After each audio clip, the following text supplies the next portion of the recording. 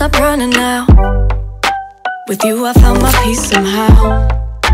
Let go of every thought that was holding me back. Yeah, I'm in love with you in every way. That joy you give me every day makes me forget that I was trouble before. Don't know if I'm dreaming, I'm slipping away. I hear your sweet voice, then I see your face.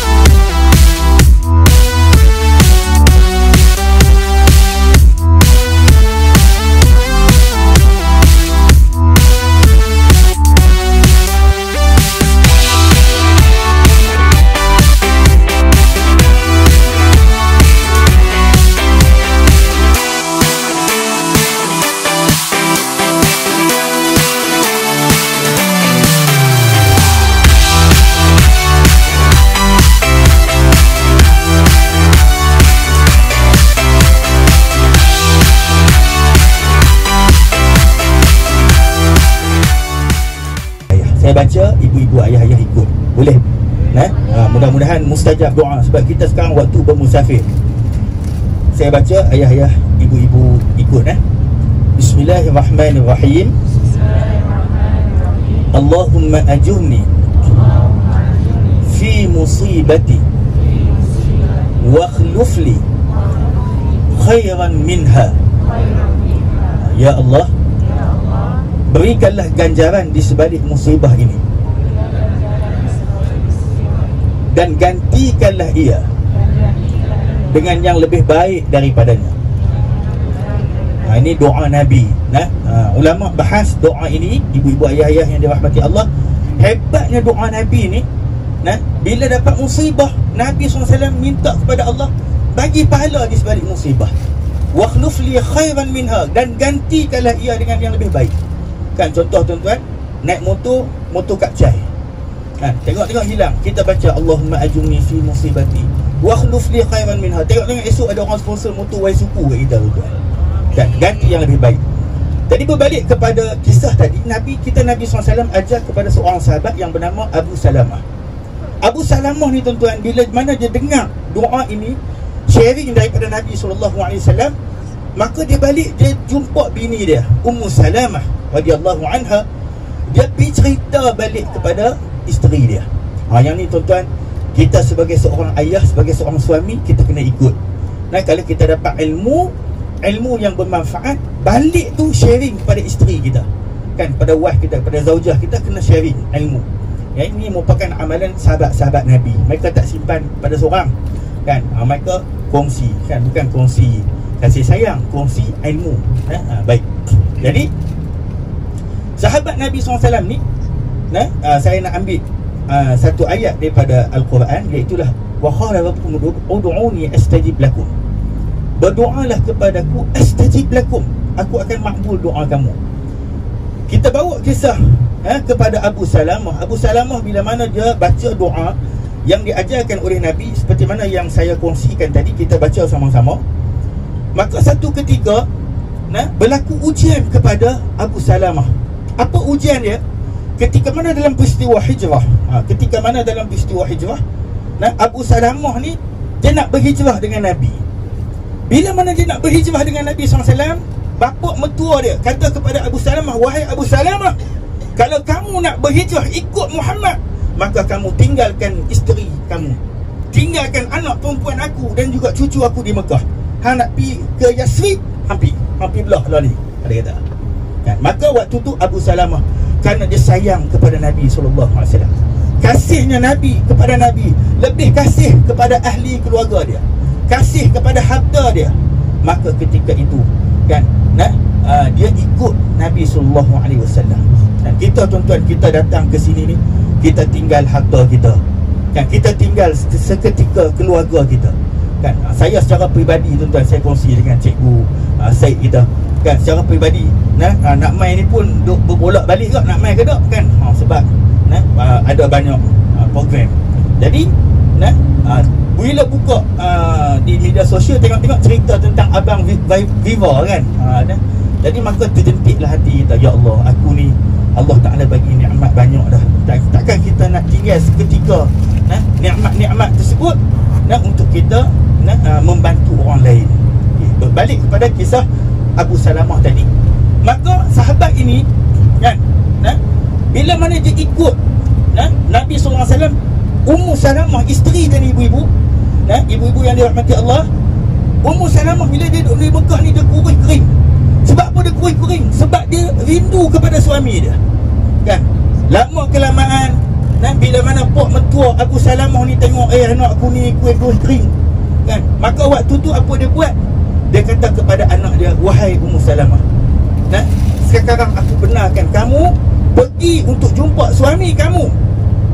Sebab kasih ayah ni, kan, kalau kita tengok, walaupun dia cengeng tara mana pun, dia gedepek macam mana pun, tapi anak dia sayang, dia kasih, terutama anak perempuan. Sebab tu Nabi SAW bagi jaminan kepada ibu-ibu dan juga ayah yang menjaga anak perempuan dengan sempurna, maka akan diberikan pintu-pintu khas daripada syurga Allah Jalla wa'ala.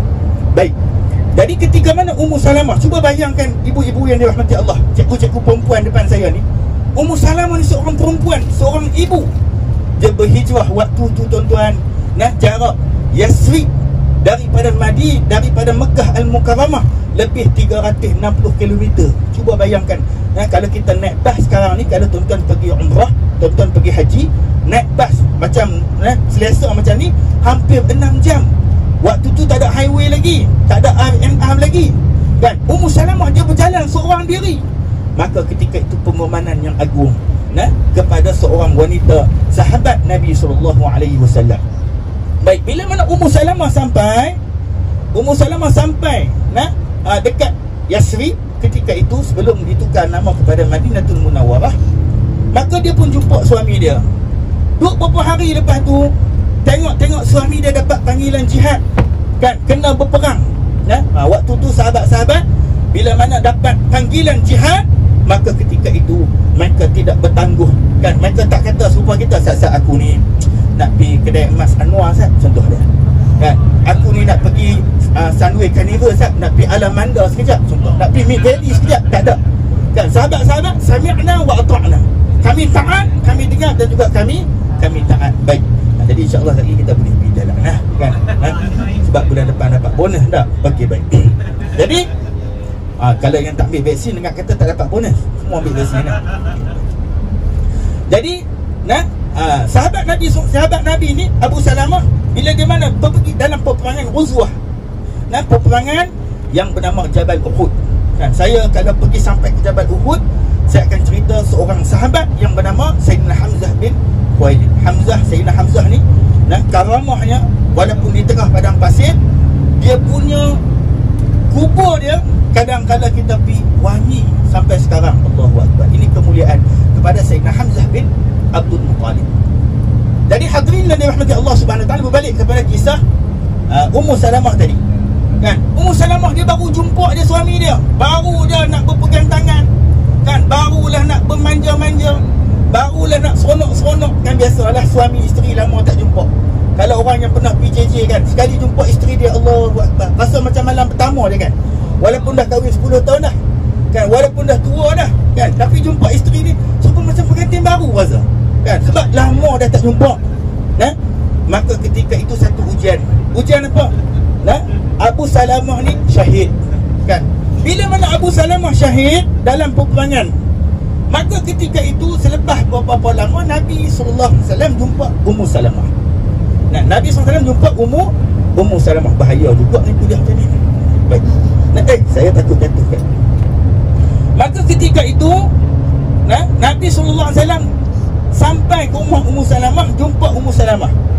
Kata Nabi SAW, wahai Ummu Salamah, aku nak pinang kamu. Nabi SAW nak pinang, kan. Maka kita tengok tadi doa yang diamalkan oleh Ummu Salamah, apa dia? Wakhlufli khairan minha, dan gantikanlah ia dengan yang lebih baik daripadanya. Allahu Akbar. Allah Ta'ala mustajabkan doa yang diamalkan oleh Ummu Salamah ini, kan. Dia selalu berdoa apa dia? Wakhlufli khairan minha, ganti lebih baik. Maka Allah Ta'ala ganti suami dia yang soleh ini, suami dia yang dijamin masuk syurga Allah Ta'ala ini, dengan seorang insan yang lebih mulia, iaitu siapa dia? Nabi SAW.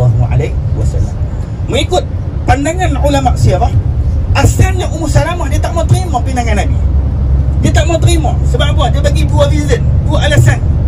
Dia kata kepada Nabi, wahai Rasulullah, yang pertama, kenapa aku tak mau terima pinangan kamu?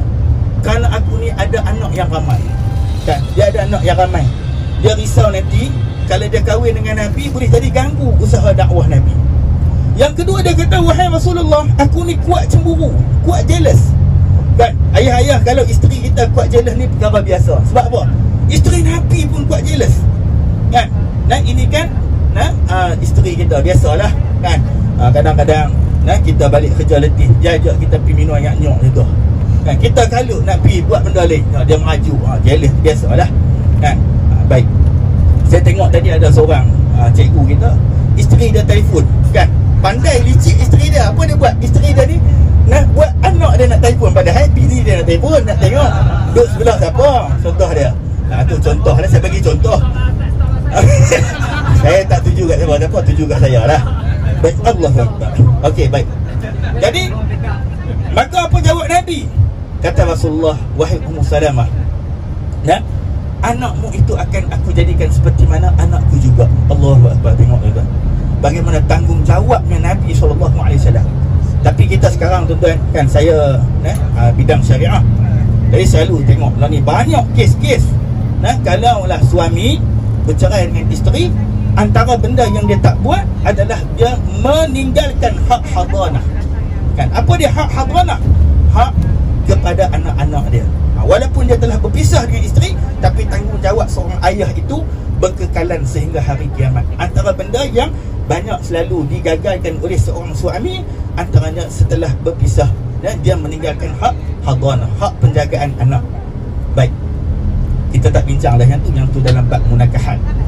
Baik, yang kedua, kata Nabi SAW, wahai Ummu Salamah, cemburumu itu akan aku berdoa kepada Allah Subhanahu Wa Taala. Masya-Allah. Ni hebatnya Nabi kita, Nabi sallallahu alaihi wasallam. Baik, jadi saya rasa cukup sekadar itu perkongsian kita pada malam ini. Berkait yang pertama, kesimpulan yang kita dapat ambil, saya tengok tuan-tuan masing-masing wajah nampak macam chicken chop semua dah. Kan, jadi saya takut nanti main maki kat saya, lama nak mengejak. Semua nak berehat dah. Maka mudah-mudahan kesimpulan yang kita dapat ambil, yang pertama adalah pentingnya untuk kita yakin dengan doa. Jangan kita buat remeh. Kadang-kadang ada orang kata, ustaz, saya ni kan lama dah doa ni. Kita kata berapa lama doa kan. Contohlah yang duk main kat Darul Syifa sebagainya kan. Kita minta lah dia ikhtiar doa kan, ayat-ayat hujah.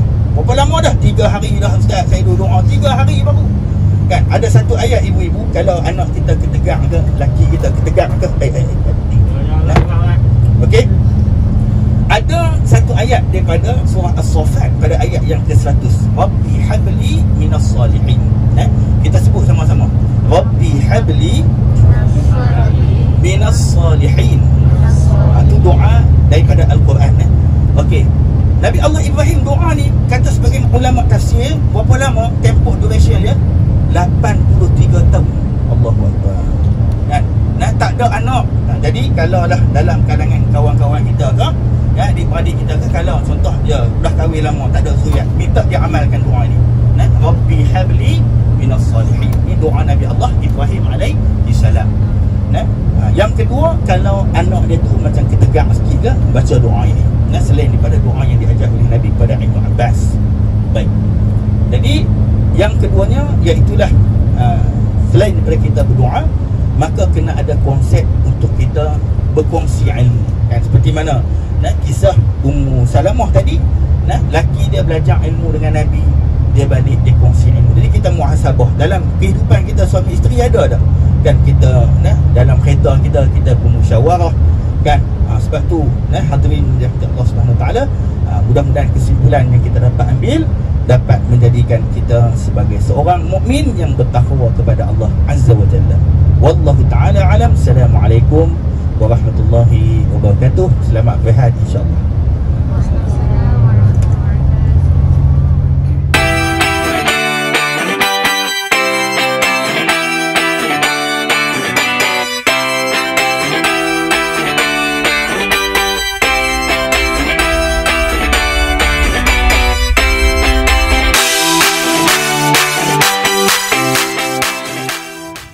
Hari kedua di SMK Taman Sri Muda.